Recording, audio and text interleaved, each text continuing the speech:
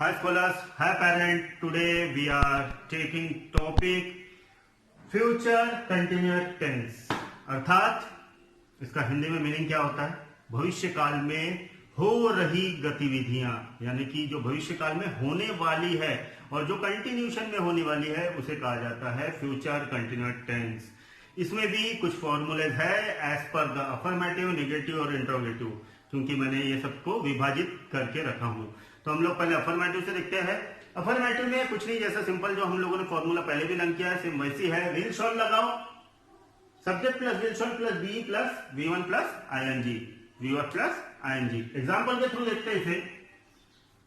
Subject का आई उठा लिया हमने, शाल बी, यहां से शाल लगाए, यहां से बी लगाए, वर्ब प्लस आईएनजी और ऑब्जेक्ट। है ना सिंपल?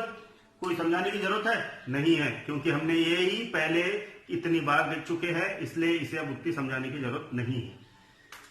दूसरा एग्जांपल, सब्जेक्ट हमारा दे, विल हमने उठाए, वहां से बी उठाए, वर्ब प्लस आईएनजी लगाए और ऑब्जेक्ट लगाए। तीसरा, सब्जेक्ट उठाए ही, वहां से विल उठाए, बाद में बी, बाद में वर्ब प्लस आईएनजी और ऑब्जेक्ट। ये होता है हमारा अफर्मेटिव। निगेटिव में ज्यादा कुछ नहीं है। हमारा विल शॉल जो हेल्पिंग वर्ब है उसके साथ हम लोग नॉट लगाएंगे। जैसे कि आई हमने सब्जेक्ट उठाए, शॉल उठाए, यहां से not, be plus verb plus ING plus object. अब ये यहां मैं और थोड़ा सा दे देता हूं, B plus V1 plus ING, तो और आसानी जाएगी आप लोगों को।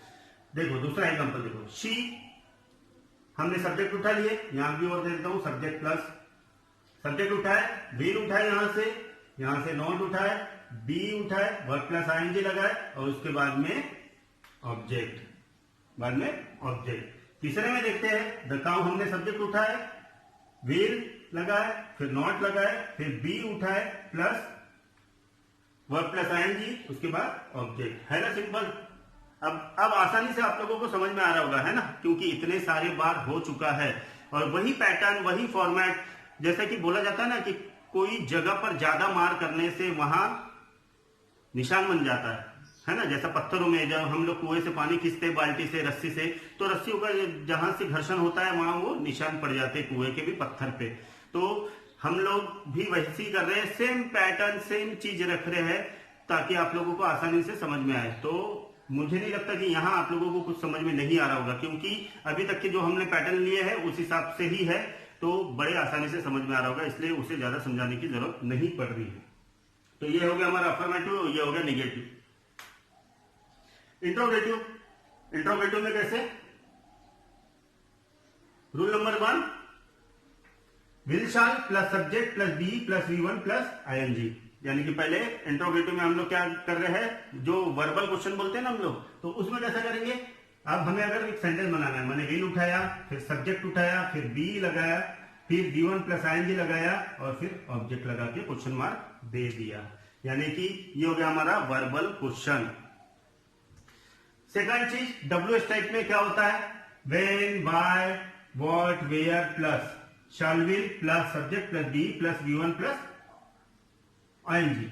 अब यहां से मैंने वेयर उठा लिया, फिर वहां से मैंने विल उठा लिया, यहां सब्जेक्ट लगा दिया योर फादर, और यहां से B plus V1 plus ING लगा दिया। है as simple as. Rule number 3 में how much, how many, which, whose plus related noun, जैसा कि हम लोग पहले से देखते आ रहे हैं, सेम वही सी। हाउ मेनी रिलेटेड नाउन लगा दिया, बाद में सेम वही ऑप्शन जो हमारा फॉर्मूला कहता है, बिल्कुल वैसी के वैसे ही, कोई चेंजेस नहीं है, कोई कुछ नहीं है, बिल्कुल वैसी के वैसी फॉर्मूला। इसलिए ये याद रखना कि जो भी मैं फॉर्मूले आधे अधूरे लिखता हूं तो वो आधे अधूरे नहीं है। जो हमारा मेन फॉर्मूला है उसी में कुछ चेंजेस है, तो फॉर्मूला पूरा का पूरा रहेगा।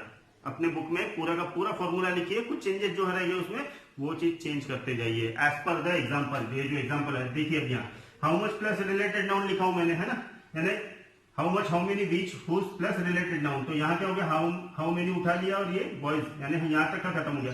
लेकिन यहाँ तक खत्म नहीं हुआ, बाकी का जो हमारा फॉर्मूला जो बोलता है वो चीज आपको लिखना है। तो यहाँ कैसे बनेगा अब हमारा, plus will shall plus be plus V1 plus ING plus object.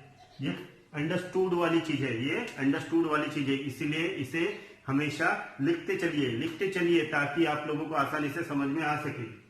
Rule number 4, who type का अगर जब आता है तो क्या होता है, सब्जेक्ट मिसिंग हो जाता है, सब्जेक्ट मिसिंग हो जाता है। जैसे देखो हु यहां से ले लिए, विल ले लिए, बी ले लिए, V1 प्लस ing और ऑब्जेक्ट, वेरी सब्जेक्ट है ना, क्योंकि हम लोग सब्जेक्ट का ही आंसर पूछ रहे हैं हम लोग, तो इसीलिए हमने उसको सब्जेक्ट को वहां से हटा दिया। और हु में सब्जेक्ट ही आंसर आता है, इसलिए सब्जेक्ट नहीं लिखा जाता है।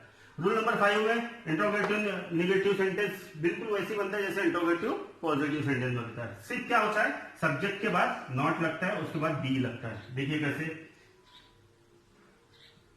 Will that child, will that child. अब यहां मान के चलिए will shall plus subject plus not plus be. अब यहां से मैंने विल उठा लिया, दैट चाइल्ड सब्जेक्ट उठा लिया, यहां से नॉट, यहां से बी, और यहां क्या होगा फिर V1 plus ing plus object हुआ। हमने बी उठा लिए, नॉट उठा लिए, V1 प्लस ing लगा लिए और ये ऑब्जेक्ट लगा लिया, और उसके बाद दे दिया हमने क्वेश्चन मार्क। बनाना सेम, इसलिए मैं यहां जितने भी फॉर्मूले लिख रहा हूं आधे अधूरे लिख रहा हूं, ताकि ये आप लोगों का टास्क है कि वो फॉर्मूले को आप किस तरीके से पूरा करते हो। तो हर एक फॉर्मूला पूरा का पूरा लिखिए ताकि आप लोगों को आसानी जा सके। और वैसे भी मैं इसलिए शॉर्टकट में लिख रहा हूं क्योंकि हमारे बार बार हो चुके हैं, और इसको पकड़ के मेरे हिसाब से अभी हो चुके हैं हमारे 10 हो चुके हैं ना। तो इसे पकड़कर हमारे 10 हो चुके हैं टेंसेस। तो सेम पैटर्न, सेम फॉर्मूले, सेम सब कुछ सेम, लेकिन थोड़ा थोड़ा changes as per the tenses, as per their forms, थोड़ा थोड़ा चेंजेस है, लेकिन पैटर्न वही है। समझने के लिए आसानी जाएगी। तब तक के लिए stay safe, stay at home, protect your family from कोविड-19। बाय।